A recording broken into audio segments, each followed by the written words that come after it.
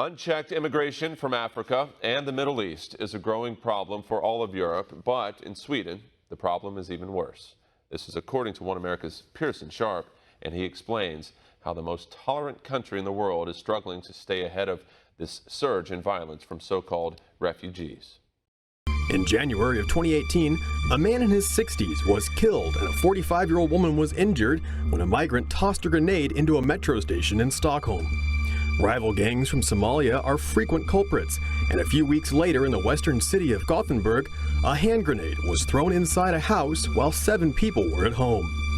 Gang violence in the same city also claimed the life of a 4-year-old girl who was killed when a car bomb exploded.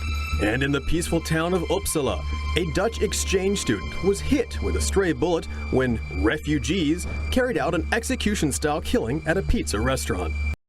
Sweden. A 12-year-old boy is suspected of having murdered a man in his 20s and of 3 attempted murders. The 12-year-old boy is the youngest person ever to be suspected of a shooting murder in Sweden. Boys, get down. Oh my God.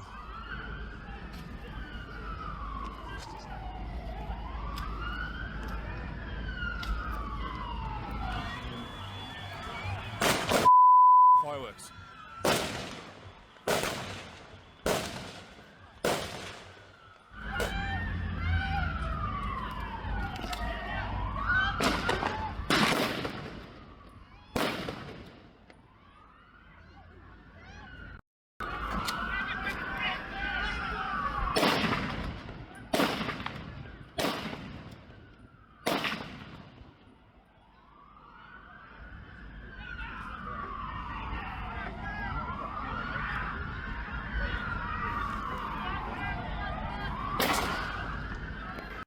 Australia's worst terrorist attack could have been even more tragic. After the allegations in court, homemade grenades were hurled towards the crowd, but they failed to detonate. Islam in Germany. 5 men arrested in Germany for alleged attack on Christmas market. The suspects are a 56-year-old man from Egypt, a 37-year-old from Syria, and 3 from Morocco, aged 22, 28, and 30 respectively. Last year, a man drove an SUV into a Christmas market in eastern Germany. 6 people were killed, and 300 were injured. In December 2016, a Tunisian man drove into a Christmas market in Berlin, where 12 people were killed and 56 were injured. It later emerged that he had sworn allegiance to the Islamic State in Syria. A man who drove a car into a crowd outside a nightclub has been found guilty of causing grievous bodily harm with intent. Mohammed Sufi, 23 of Hampton Road in Ashton, Birmingham, was cleared of a charge of attempted murder following a trial at the city's Crown Court, which ended on Tuesday. He will be sentenced on February the 26th, along with 3 co-defendants who admitted charges of affray. We will honor all our martyrs. We will honor all our martyrs. All the parents, mothers, fathers. All the parents, mothers, fathers. We will honor all our martyrs. We will honor all our martyrs. He says African and Middle Eastern migrants often have an inherent hatred for women and view them simply as sexual objects for their own enjoyment. This is clear in the case of Smaliar Hassan, a 30-year-old man from Somalia and convicted rapist who claimed that raping Swedish girls was his God-given right. After being convicted of rape and numerous sexual offenses since 2010, instead of being deported, the Swedish government astonishingly decided to grant him permanent residency. So we decided to take a dive into the data as it exists across Europe, and we took a random sample of 6 EU countries, EU member states, and what we found was quite stark. So it turns out that in these member states where criminal statistics on sexual offending is released and is published, with regard to the ethnicity and the country of origin of the men involved. It turns out that non-national men in these countries are 3 to 4 times more likely to be involved in sexual offending than native men of those host countries. And that pattern holds throughout all of the entire sample. And in fact, so a factor of 3 times more in terms of being overrepresented. This is non-national men. But when you break that down further, that figure, it's even worse.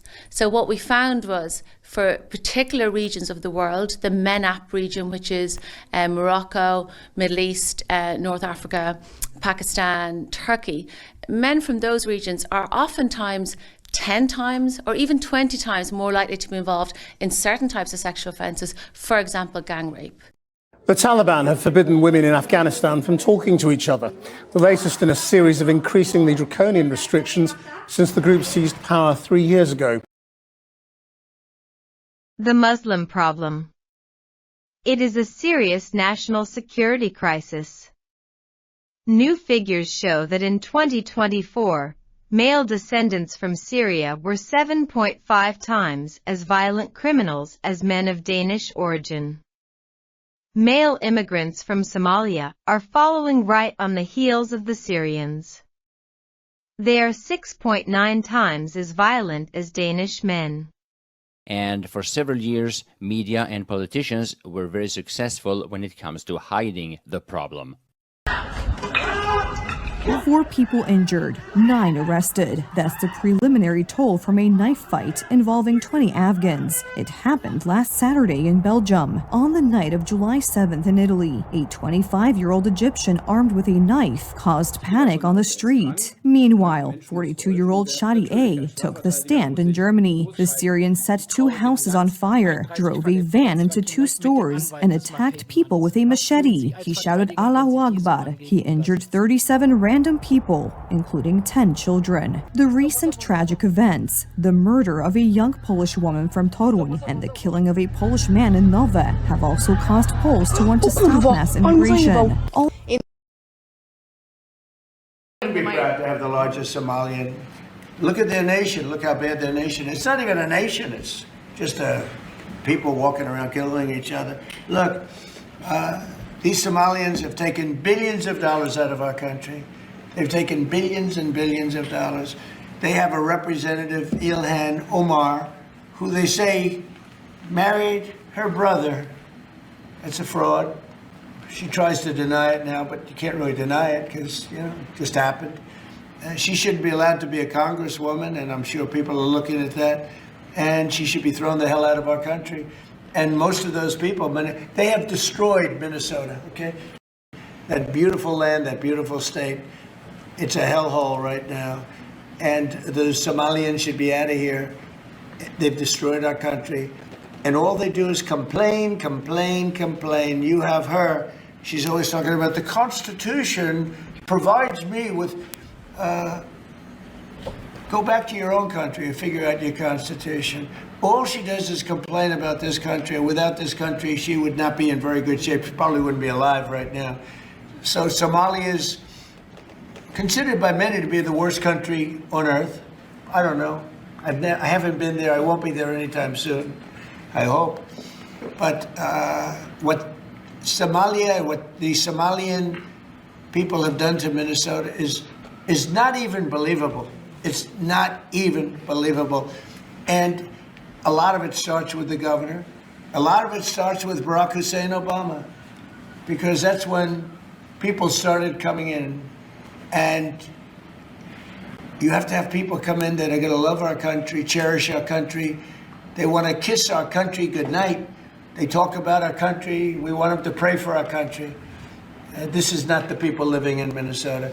And she's a disaster. She should not be, and her friends shouldn't be allowed. Frankly, they shouldn't even be allowed to be congresspeople, okay? They shouldn't even be allowed to be congresspeople because they don't represent the interests of our country.